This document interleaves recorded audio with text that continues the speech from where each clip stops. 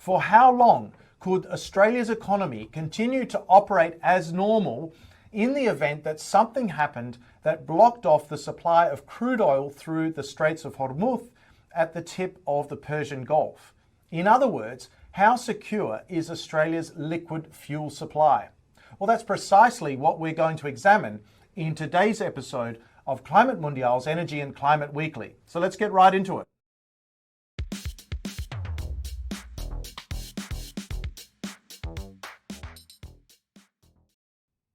At the outset, it's very important to define what we mean by liquid fuels. Well, in the first instance, we're referring to petroleum-based derivative products. This can include everything from gasoline to kerosene, as well as distillates, and also things like aviation gas, which have their origin in petroleum-based derivatives. We may also be referring to liquefied petroleum gas, and there's also another category of liquid fuels which includes things like biomass or biofuels, as well as synthetic fuels. It's also very important to understand why those types of fuels are important for an economy. Well, in the first instance, it's clear to see that most of those fuels are actually needed for transportation. And when I say transportation, I refer to air transport, road transport, rail and maritime transport. So we're talking about a wide variety of potential uses for those liquid fuels. It's also incredibly important in the event that there's anything that requires defense capability to be deployed in the name of protecting the security of a country, that a lot of defense forces, in particular the Navy, the Air Force, and also the General Army, all require liquid fuels in order to be able to function. So it's very clear to see from these use cases that the general economy is needing to have liquid fuels in order to ensure that transportation of food, goods and services, as well as people can take place, especially in a country as large and as vast as Australia. But it's also very important to recognise that liquid fuels also play a fundamental role in the defence and security of specific countries. There's also a couple of other important dimensions to fuel security. First of all, it's not that the general population is talking about fuel security every day. And in fact, it's quite possible for members of the public to go for very long periods of time without even thinking about how dependent the economy has become on liquid fuels, or how resilient a country could be in the event of some type of supply disruption. So the first point to make is that the general public very rarely, if ever, thinks about things like liquid fuel security. Point number two is that in that context, it is very clear that countries as well as firms make decisions that are very often based on economics as opposed to fuel security. And a good example of that is in a country like Australia, where over the course of time, there's been a gradual scaling back of the amount of refining capability, that is the ability to take crude oil and actually refine it and make those products that I mentioned earlier. Over time, it's been more economic to do that offshore, and as a result, Australia has diminished its refining capability and actually begun to import much more refined product from abroad. So that's a really important point to make as well, relating to liquid fuel security.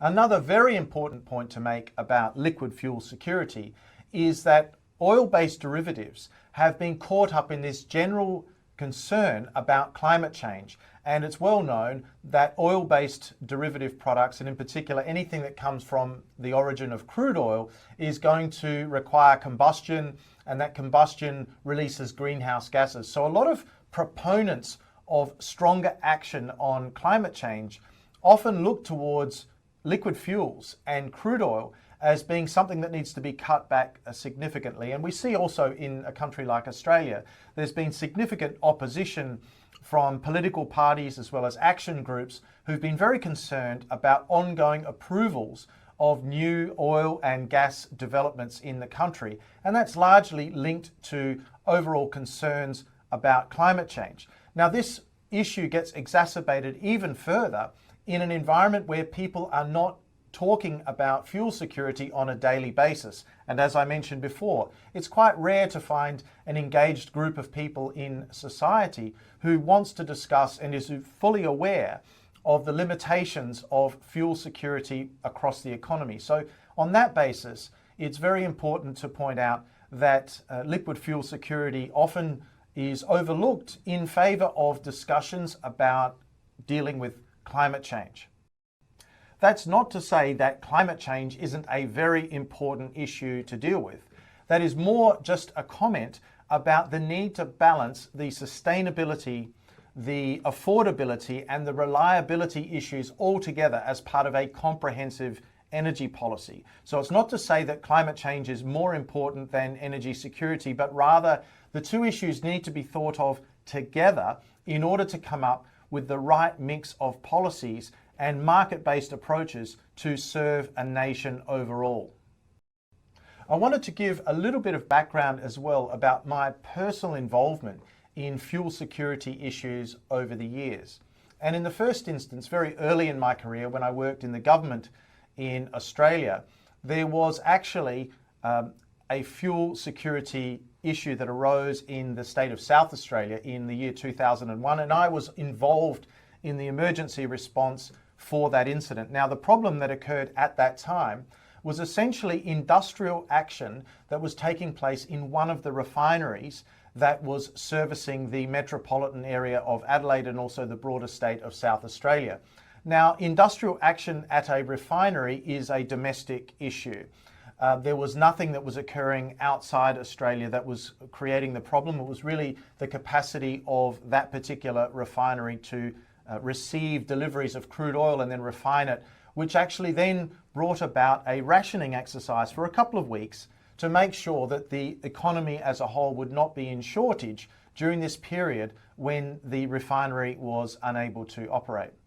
Then a few years later, after I moved to Europe and I was working in a very large energy utility in Italy called Enel, and at the time, a number of the most important electricity generation facilities that the company had were actually using fuel oil to run them. And over time, there was a concern about the susceptibility of those plants to interruptions in supply of ultimately of the fuel oil. And so as a result, some of those electricity generation plants were actually retrofitted to use other fuels, including coal. So this project, if you like, was another one that in the earlier stages of my career became very influential on the way that I viewed this whole issue, and also it's the amount to which it remained in my everyday awareness. So it's important to just point those facets out to give you some idea also about my personal experience in this general area of liquid fuel security. So the next question we want to ask ourselves is exactly how dependent is Australia on other countries for its liquid fuel supply? And the first thing to point out here, which was also mentioned earlier in the video, is that Australia has reduced from probably around 20 down to 2 the number of refineries that currently operate in the country. And I think there's one in Brisbane and another one in Geelong. So essentially there are only 2 oil refineries left operating in the country. And the vast majority of all the liquid fuels that are actually used in Australia are actually imported directly as refined product. So that's a really important point to note, is that there's a dependence. Australia has a structural dependence on imports of refined products. The second point to make is that Australia's crude oil production is in decline. There is a little bit of crude oil being produced in the Northwest Shelf area and the northwest of Australia, which is actually generally always exported to other countries. And the refineries that exist in Melbourne or Geelong and also Brisbane essentially are importing crude oil from other locations. And that's largely due to economic factors where it's less expensive for the exporters to take the crude oil to other destinations. and for Australia to receive its crude oil deliveries from abroad. So that's really down to economics. Having said that, it does illustrate that the oil supplies, or if you like, the crude oil in Australia, at the current rates of production and based on known reserves, have about another 12 years to run before there will no longer be any more crude oil supplies available for extraction in the country. And so that creates an interesting dynamic as well, in that Australia does not actually have this ability to produce crude oil. So these are really important dimensions to understand the overall level of security that Australia has with respect to its liquid fuel supply. On the other hand, there are all sorts of industries that require this type of liquid fuel, as well as day-to-day processes. The first and most obvious one is that Australians who don't have electric vehicles require things like petrol and also diesel for everyday transportation. But you can extend that out and say that the agriculture sector is very dependent upon having those liquid fuels. The transport sector, which is actually required not just to bring agricultural produce to market, but also to move goods and services around the country, also requires a lot of liquid fuel. Aviation, rail transport and so forth, shipping and other ferries, all require to some degree liquid fuels. So you can very quickly begin to see just how important liquid fuels are to the overall running of an economy, whereas Australia at the moment is primarily dependent upon imports of these fuels, largely for economic reasons, but there might be some issues that arise as a result of anything that could potentially disrupt that supply. Another important point to make here is that Australia actually does produce a lot of biomass, which could actually be used as a feedstock in the production of liquid fuels in terms of what we call biofuels. But a lot of that feedstock is actually exported to other countries where there are incentives in place to create blends or entire stocks of biofuels. That would include places like the United States and also the European Union as good examples where those types of programs are in place. It's not to say that there is no biofuel market in Australia, it's just that the market signals that are coming from other jurisdictions at the moment are strong enough to incentivize Australian producers of these feedstocks, which are essentially waste products from other industries in the main, are more incentivized to actually export those to other countries. The other really important point to make is that Australia does also have a lot of potential shale gas and shale oil reserves. Now, this could be a really important area. If you look at some of the bigger producers of petroleum around the world, including places like the United States and also Canada, there's a lot of shale oil being produced in those jurisdictions. However, in Australia, the general attitude towards shale oil is, which is sometimes known as fracking, is generally not very well accepted by the community. So in effect, there is a potentially large resource in Australia for the production of shale oil, but as a result of general community and electorate sentiment, there hasn't really been much done to try and exploit those resources. So what exactly are the risks for Australia of some type of supply disruption, and what kind of trouble might that cause the general economy as well as the country? Well, in principle, Australia does have quite a diversified supplier base for the refined product as well as the crude oil that the country does import. There's around 70 suppliers overall. However, most of them use more or less the same transportation pathways to actually deliver that product to Australia. And so therefore, as a result of a study that was actually done in 2019 by the National Oil Supply Emergency Committee, which was actually released under a Freedom of Information request not so long ago, and a report was done by the ABC as well as other media outlets, which basically identified that the key risk for Australia was that if there was actually a supply interruption at the Straits of Hormuz at the tip of the Persian Gulf, as was mentioned in the introduction, which is ultimately the pathway from which the crude oil that then becomes refined in places like Singapore and other nations and then eventually delivered to Australia always travels.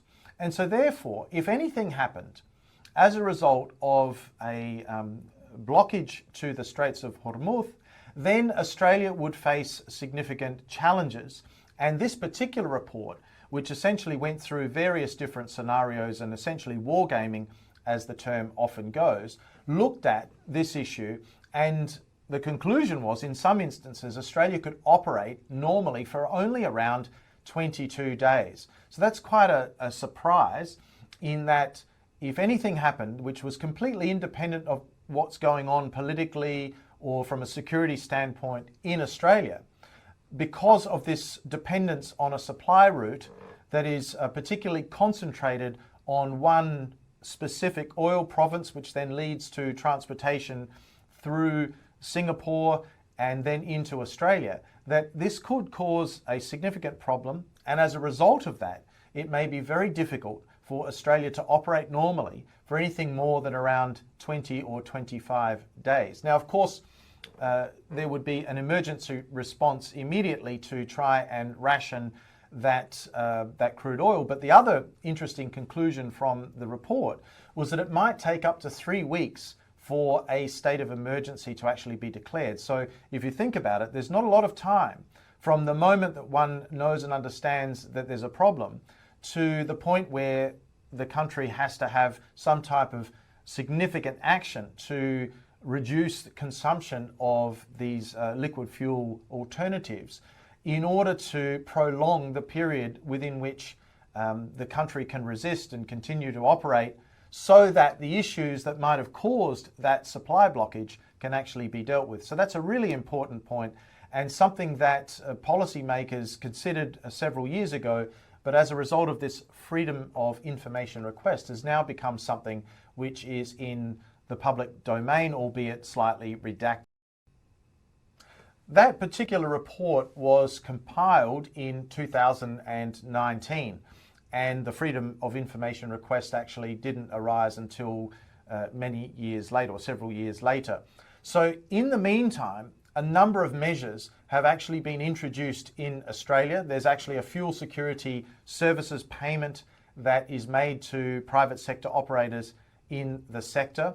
There are also requirements of how much stock certain operators in the market are required to keep. That is actually stockpiles of reserve fuels that are needed in these emergency situations. And Australia has also created a strategic reserve of fuel supplies, ironically though, in the United States.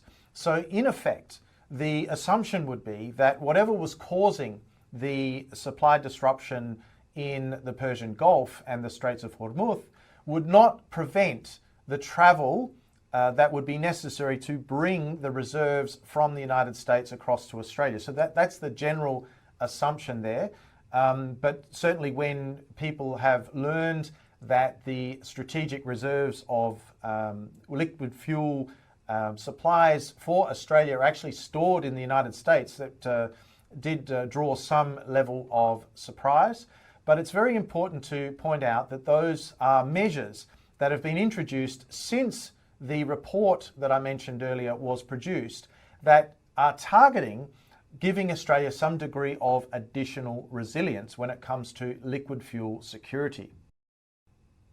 Notwithstanding those efforts, the latest estimates that are actually published on the website of the Department for Climate Change, Energy and Water, DECU as it's called in Australia, actually set out that the duration of fuel supplies that Australia has in reserve that would allow it to continue operating for things like gasoline, for kerosene and also diesel, essentially amount to somewhere between 31 and 39 days. So it's not the 22 days that the original report had foreshadowed, but it's slightly longer, but it's still not very much. So the assumption would be that the country could or the issue that affected supplies would be resolved within those 31 to 39 days, which would then allow restocking of those supplies to occur.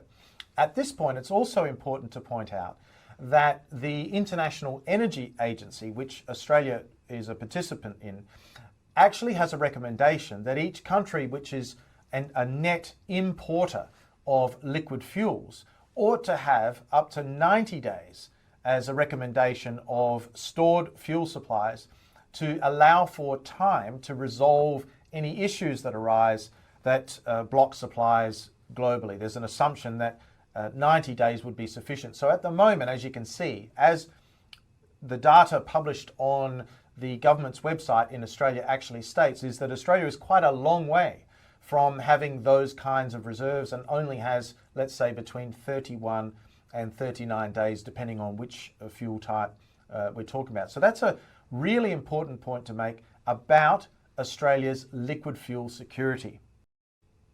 An additional very important point to make, but one which is a little bit unsavoury to discuss, is the need for fuel reserves for the actual military in a country like Australia. And we're talking here about the Navy, we're talking about the Air Force, and also the General Armed Forces. So if Australia's military forces were ever needed for a security event, in the very low probability event that something happened that required the engagement of the Air Force, the Navy and the military in Australia to protect the country or to be involved in some type of security related activity, all of those require some degree of liquid fuel imports. So there's also an important dimension here about general security and the reliance of the armed forces on those liquid fuel imports. Now, the Army, the Navy and also the Air Force also have their own reserves which are independent of those reserves that I mentioned earlier, which are for the general functioning of the economy. But even still, there is a limit to how long Australia could carry on with any type of defence-related activity based on those reserves alone. And there would be a point in time when it would need to start importing more in order to be able to carry on. So that's a really important point also to point out, is the interrelationship between fuel security and the general activities of the security forces that are needed to protect a nation, in this particular case, Australia. And so in conclusion, we can see that Australia is in a reasonably tricky position in terms of its capacity to withstand a prolonged interruption to the supply of liquid fuels and ultimately from supplies of crude oil from the Persian Gulf through the Straits of Hormuz and then eventually into Australia. And so it does probably need a little bit more, at least to meet the specified requirements or the recommended requirements that come through the International Energy Agency, and probably, arguably, even a little bit more than that. Now, there are various alternatives that Australia does have at its disposal to be more prolific in crude oil, in terms of refining as well, and they will be those measures will be the subject of future videos coming on this channel. So look out for that. That's things like the use of biofuels, the use of sustainable aviation fuels, the opportunities in synthetic fuels as well. And so those are going to be covered in subsequent episodes on this particular channel. But it's really important to note that overall, at least at the moment, Australia has a very, very deep-seated interest in peace and stability, particularly as it relates to the Persian Gulf and also to the Straits of Hormuz.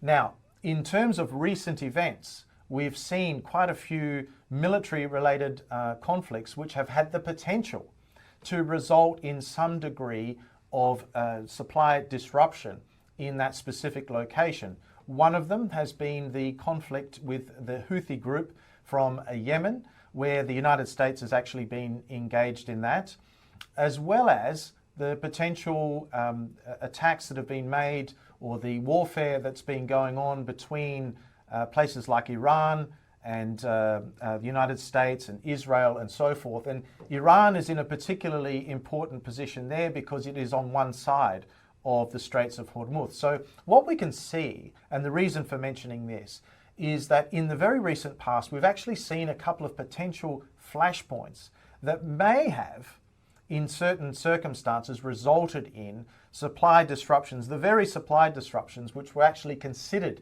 in that report back in 2019. So the point of raising that is just to say that Australia is comfortably operating at the moment as per normal, but is only really a couple of steps away from having an issue, an emergency situation like the one that was foreshadowed in the report.